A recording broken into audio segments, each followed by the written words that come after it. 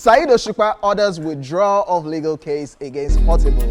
The rift between Fuji music icon Saheed Osupa and controversial singer Portable has been amicably resolved out of court as the Fuji star has withdrawn his legal case against Portable. If you recall, the Kwara State Police arrested Portable over alleged criminal defamation against Saheed Osupa. He was accused of threat to life, incitement, character assassination, criminal defamation, conduct likely to cause a breach of peace, and the use of abusive and insulting words. Portable was then remanded in a correctional facility after failing to meet bail conditions of 1 million naira and 2 sureties, one of whom must be the chairman of the Performing Musician Association of Nigeria, PMAN. His case has been adjourned to April 30, 2025.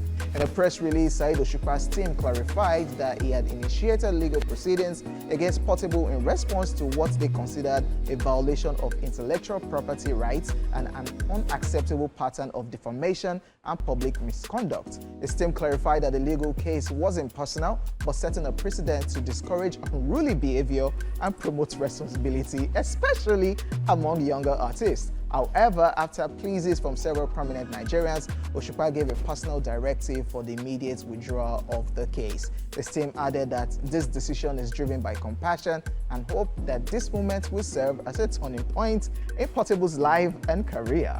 Saheed Osupa's team, however, gave Portable 3 conditions for the withdrawal of the legal case. He is to retract his statement, confess to falsehood, and sign an undertaking. If you would recall, last month, Saheed Osupa had reported one of Portable's songs on Spotify and other streaming platforms for copyright infringement, resulting in the song's removal from the platform. Angered by their action, Portable attacked the Fuji star, questioning his relevance in the music industry. Portable later issued an apology and blamed his outburst on greed. After his release, Portable took to Instagram to share a video of his newly shaved head and offered an apology to the Fuji star. "God bless you, sir. I am sorry, Bami," he wrote on his Instagram story, expressing appreciation and remorse. God bless you, sir. I'm sorry, Bami. I don't know. We've seen this play out many times.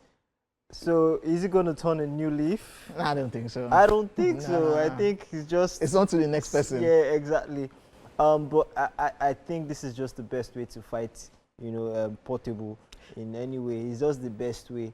To me, it's not the best. It's not the best way because low-key, if you really want to teach somebody a lesson, yeah. Funny enough, I didn't see that case going anywhere. By the way, yeah, I didn't see that case going anywhere. So that's for the legal juggernauts to sort that out.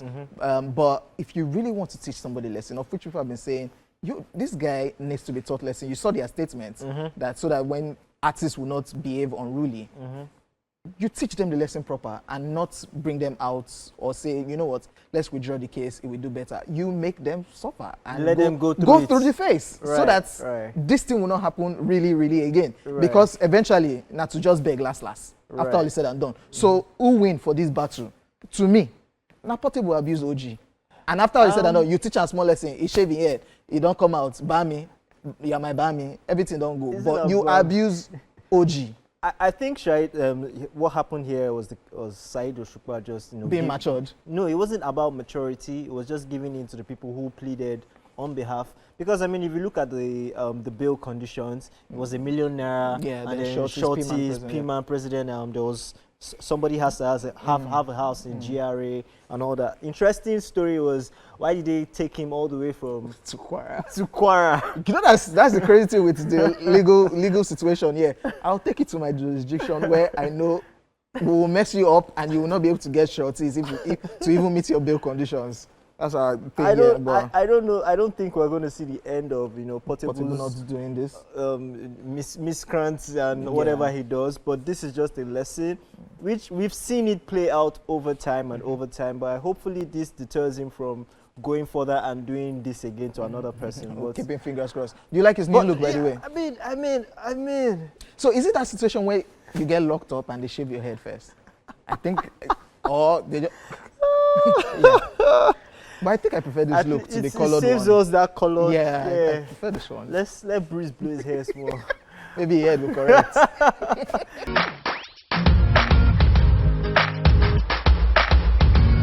All right, moving on the entertainment news. Next up, Peter Okoye of P-Square testified against brother Jude Okoye.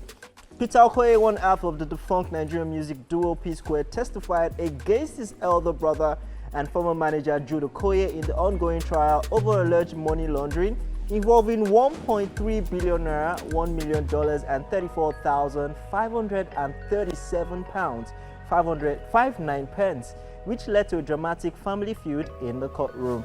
At the Federal High Court in Lagos, Justice Alexander Oweye commenced the trial, which centers on serious financial misconduct allegations against Jude Okoye and his company Northside Music Limited. The Economic and Financial Crimes Commission (EFCC) filed a 7-count charge against Jude following a petition by his younger brother Peter, as evidenced by EFCC counsel Larry Peter Eso. Peter testified about how he came to suspect his brother of mismanaging and diverting funds that were due to the music group, saying P-Square started in 1997-1998. Before Jude became our manager, we had others including Chioma Ugochi and the late Howie T. But when Jude came on board, things changed. He was the sole signatory to all our accounts, EcoBank, Zenith, and FCMB. Peter also stated that this arrangement led to frequent disputes and left him unable to access funds. He said, and I quote, "There were months I couldn't access money. It was so bad that I had to go through our lawyer Festus Keyamo to create a sharing formula," end quote. He recalled a particularly frustrating incident while constructing his house in Ikoyi, saying the house project was financed by Northwest Entertainment Limited, but for 6 months, they stopped funding mine. When I asked why, I was told, as you leave P-Square, you leave the money. That was when I knew something wasn't right, end quote. Yes, he also spoke about discovering a company with the name Northside Music Limited, allegedly created by Jude without the knowledge of the other group members, which mirrored their official company, Northside Entertainment Limited, and appeared to be collecting royalties due to P-Square. He said, and I quote, "By 2022, when people wanted to acquire our albums, I requested a statement of account, but Jude refused. Even the account officers at Zenith Bank told me he instructed them not to give me access. They said the only way I could get the documents was through the court," end quote. Peter testified that to his dismay, he discovered that the same aggregators managing P-Square's digital content also handled Northside Music Limited, Jude's separate company. He said his attempts to get clarity from his twin brother Paul yielded no result, disclosing, "When I asked Paul, he said, you know, say I don't know anything about it, and told me to go meet Jude," end quote. Further digging led Peter to the Corporate Affairs Commission (CAC), where he discovered that Jude and his wife were listed directors of Northside Music Limited, with Jude owning 20% and his wife holding 80%. He also alleged that attempts to retrieve their music catalog from Jude revealed that the back-end data had been tampered with, saying, "When we tried to sell the catalog, potential buyers said the numbers had been reduced and the value was no longer worth their offer," end quote. Peter also claimed that a new company, Mad Solutions, had paid him $22,000 after taking over the catalogs, but he was told that Jude and Paul had already received their own payments. He further alleged that the group's tax consultant told him Jude had only paid minimal taxes based on claims that P-Square had ceased to be active since their 2017 split. Based on these findings, Peter said he instructed his lawyer to file a formal petition to the EFCC, which launched the ongoing investigation. One of the criminal charges against Jude alleges he used Northside Music Limited to purchase a property in Parkview Estate, Ikoyi, for 850 million naira, funds that the EFCC believes were laundered. Another charge states he converted $1,019,762.87 via a bureau de change into naira and transferred the funds to various bank accounts to obscure their origins. Jude Okoye has pleaded not guilty to all counts. The trial was, however, adjourned until June 4, when Peter Okoye is expected to face cross-examination. It is such a drama. Correct me if I'm wrong. I think P-Square, barring all this drama that has happened to their career, they are probably one of the first most successful commercial, franchise out of Nigeria. Oh yeah. They were touring the world. people were crying and fainting at their concerts. Aside even those touring, P-Square was that standard foreign artist. Yes. You know, you'll be doing cribs when we watch MTV cribs. Yes. They had cars, they had Yes. cribs, they had show off, they had everything as the proper artist. And it's sad to see this end this way. There's nothing. I mean, this also happened just after their mom passed, and all this drama started off. And their family. That's the most incredible part. Their family, their actual brothers, blood brothers, and this twins. The elder brother. You know, this happening. It's a total. It's bad for the entertainment industry. It's bad for the face of P-Square. It's bad for the brand P-Square. I don't think they can individually. Yes, they have their own personal brand, but they cannot. They cannot beat the brand P-Square that they have built. Never. And imagine if this had not happened, how big their brand would have still become. You know, how they have been. Everybody would have been looking. They were giving proper touring. Yeah, they came before the era of streaming. Digital streams, yeah. You know, and they made so much money. Look at all the monies that we're talking about here. They made so much money. For it to be mismanaged this way, I think I also feel Peter's plight here. Yeah. You know, you work so hard, you make music, you do all that stuff, for it to be taken by not even a stranger, your brother, who is supposed to be in charge of watching your back. Watching your back. That is a lot of people can't come back from this. This is actually really sad. But we never can tell now, so we're just keeping our fingers crossed and see all of this will pan out. Yeah, the case has been lingering for a long time, and he has said why he decided to take this matter up with the EFCC, because he needed clarity, and you're not saying anything. So let's carry the matter, go outside, make everything scatter. I mean, so my question I want to ask is, why is Paul very lackadaisical about it? Like not knowing anything. Why is he not knowing anything? And because Paul and Jude are cool. Peter is just the one on his own. Oh well. All right. Let's see how it unfolds.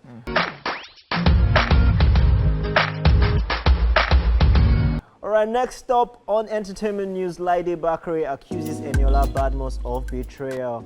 In a shocking turn of events, the long-standing rivalry between actresses Laide Bakare and Eniola Badmus has escalated into a highly publicized feud following a heated altercation at the Owambe Thieves movie premiere in Lagos.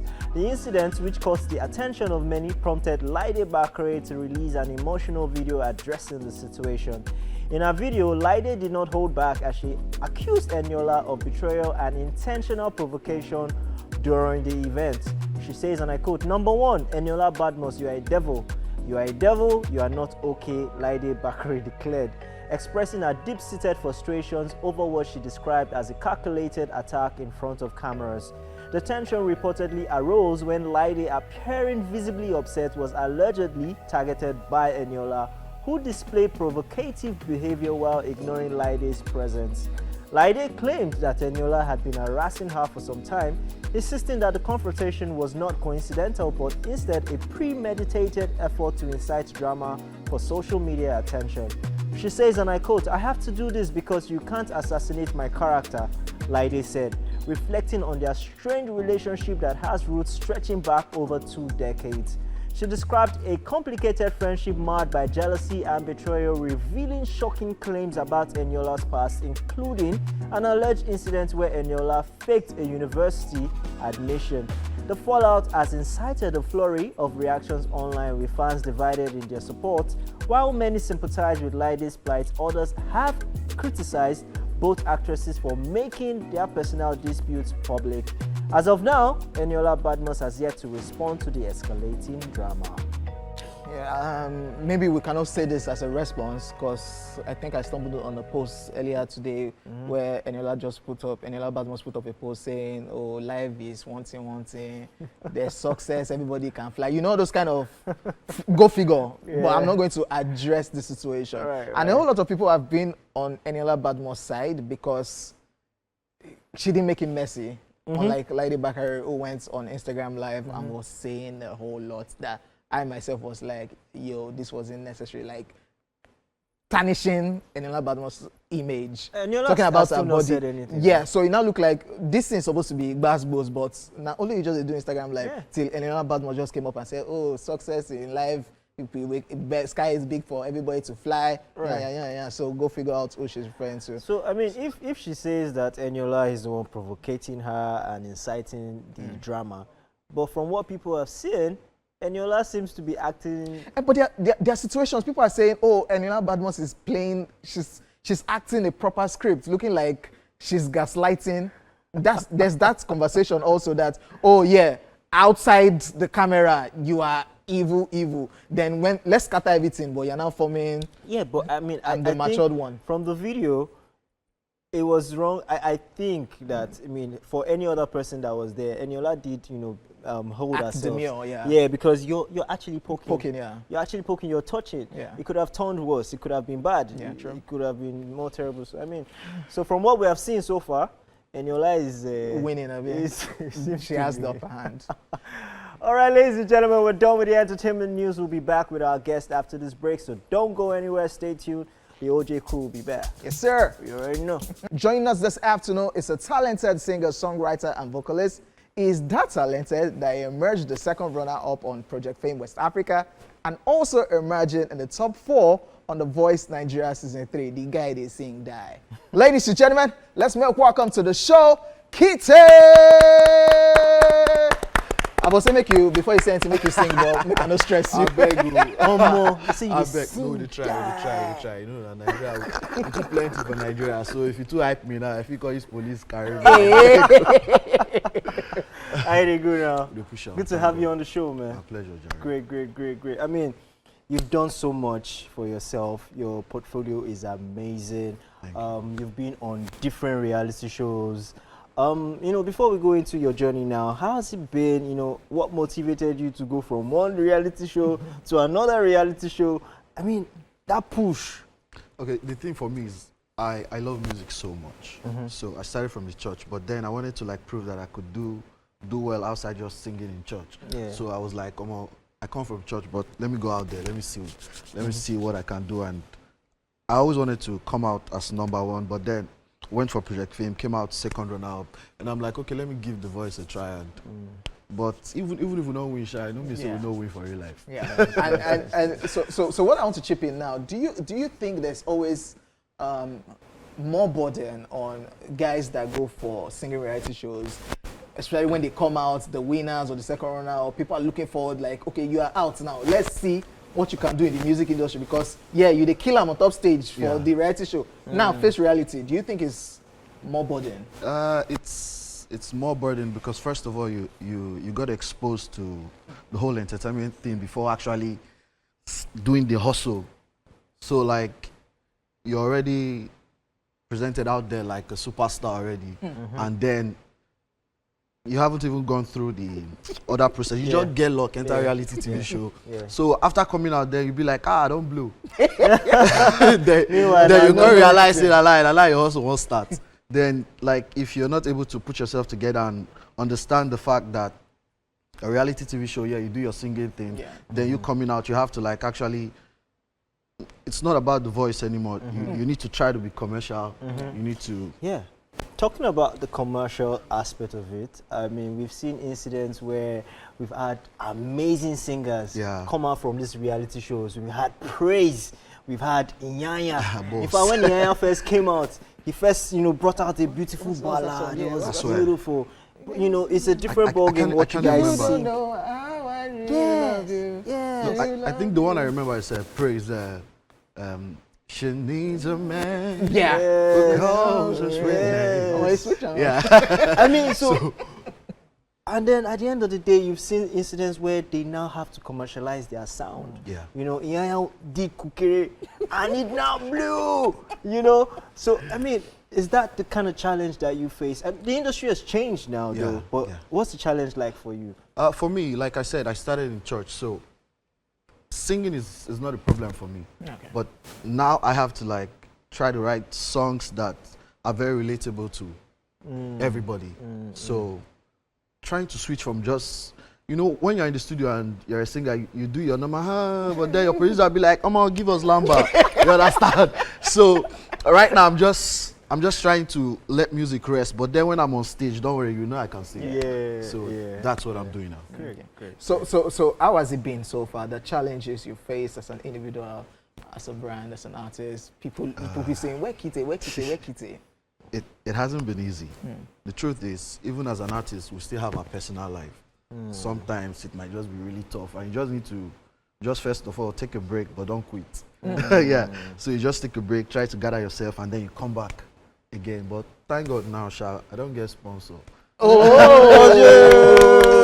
shout out to Vegas Entertainment. All right, ladies and gentlemen, we'll go on a quick break and check out Kite, and when we come back, we'll be talking about the sponsor and the drama that we should not anticipate. Yes. We'll be back. Rihanna. So welcome back, ladies and gentlemen. We still have Kite right in the building, and we just checked out the song. Before we talk about who you are signed under, and of course every other thing, talk to us about this. My song, You. Yes, sir. So I think I just. Would you get me that one? I think I got in the studio that day with Church, the producer. I think the guy that did this for La. Yeah, sure. Like that. So I was in the studio with him, and we were like, okay, let's make something. And I was like, oh, just give me that. And I just like, okay, what do I sing about? Okay, let me sing about a girl. And girl, I can't believe, feels like I'm dreaming. See as you make me just sing, feeling that I'm feeling. So there was no girl prior to this. No, we don't meet many girls, so you just picture different scenarios. You don't meet many, you just picture different scenarios. All right, so cool. I mean, you talked about your new sponsor now, pushing your music. Vegas yes, let's talk about that in play, how that happened, and what we're expecting from this. Okay, yeah, I met Vegas Entertainment like 4 years ago. Through a friend, through someone like a brother to me, a full out my guy. So connected me to Vegas. Vegas was like, oh, I've heard about you before. Okay, let me hear your music. And I'm like, he's like, oh, I want to actually take up an artist and then push. And I'm like, oh yeah, now let's do this. And I saw his plans and I'm like, okay, this works for me. Let's go. Okay. Did you sign where? Not be saying under 2 years now. Everything will come on back. No, not big bass bros. This one I want also one your blue, one your they gather the money they go steady. So what's the plan? This one is out. EP. Yeah, what's happening? This song is out. I'm planning on dropping a song titled "Cover Me." Okay. So this is the first time I'm actually giving out the name of the song. "Cover Me" featuring one of the baddest rapper in Nigeria right now, Barry Lane. Oh, okay. Yeah, featuring Barry Lane. Nice. And it's mad. You heard it here first. Definitely. Yeah, you heard it here first. So great, it will be out soon. So on social media, how do your fans reach out to you? On Instagram, my handle is @IAM_Kite. Kite. Twitter, IAM_Kite. Yeah.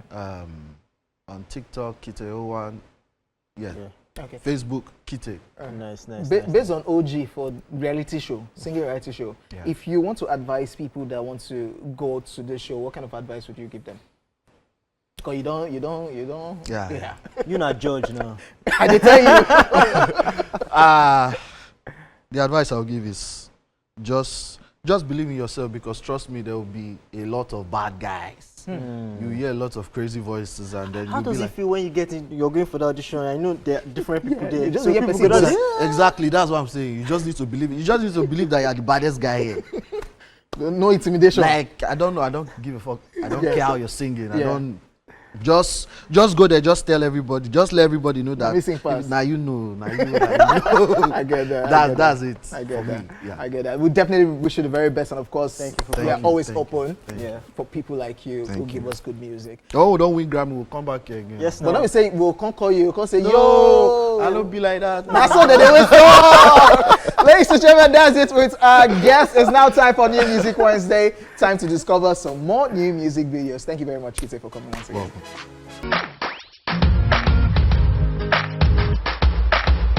Let's take a quick recap of the tracks that have dominated the charts so far. Right at number 10, we had Fireboy, Who Went to Hell and Back. Number 9, we had a brand new entry, Famous Pluto, Naskra. And we had the new viral song make an appearance on the countdown, Kumi with Arike. And of course, number 7, 5 is coming. Davido featuring Odumodu Black and Chike with Funds. Right, and OJ's new favorite song at number 6, Shady Vibes, We Shall Live. Hey. And of course, number 5, we had Wizkid telling us to dance with Kese. Right, and update at number 4, Burna Boy. And of course, number 3, that wants to take J-Paul to church, we had Tenny with money. Right. At number 2, we had Rema singing to us with Baby, Is It a Crime? Yes, yo, ladies and gentlemen, our number 1 song for this week and the second week in a row. The Uzama brother is also here. This one is titled Lao and it's by Shali Poppy.